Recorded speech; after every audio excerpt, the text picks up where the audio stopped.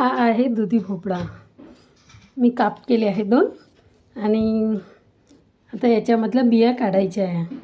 हे बघा मी याच्यातल्या बिया काढल्या आहे आणि हे किसून घ्यायचं.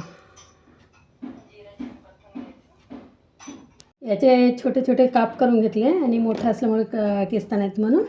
आणि हे आता किसून घ्यायचं.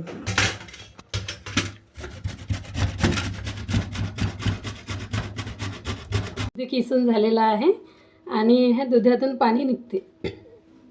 दुधी किसून झालेलं आहे, दुधातून पाणी निघते. ते पाणी काढून घ्यायचं. हे बघा पाणी, असं पाणी निघालं आहे.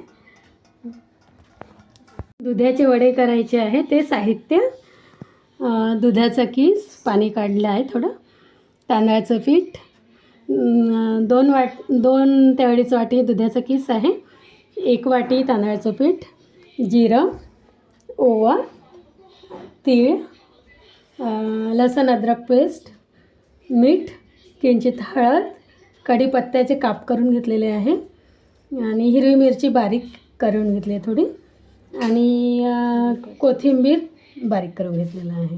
आता हा दुधाचा किस आहे. किसामध्ये 1 वाटी तांदळाचं पीठ टाकते, हिरवी मिरची जी बारीक केली होती ते, कढीपत्ता, कोथिंबीर, लसूण अद्रक पेस्ट, मीठ आणि हळद.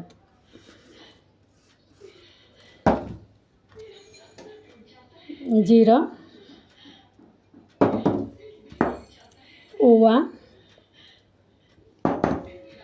आणि तीळ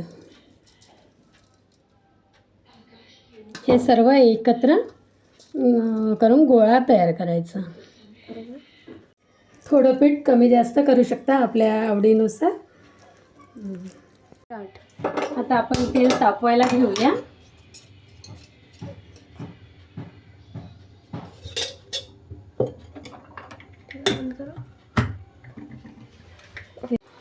असा एक गोळा घ्यायचा आणि असं हातावर गोल करून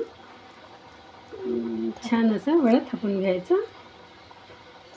वडा करायच्या आधी हाताला पाणी लावलं तर पीठ चिकटत नाही हाताला. आणि हा वडा आता एक साईड वडे शिजलेले आहे, ते पलटवून टाकू आपण.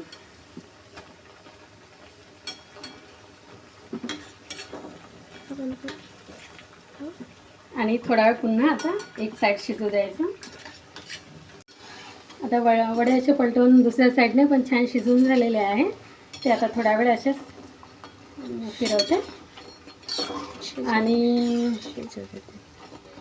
झालेले आहे. आता ते आपण एका डिशमध्ये काढून घेऊया.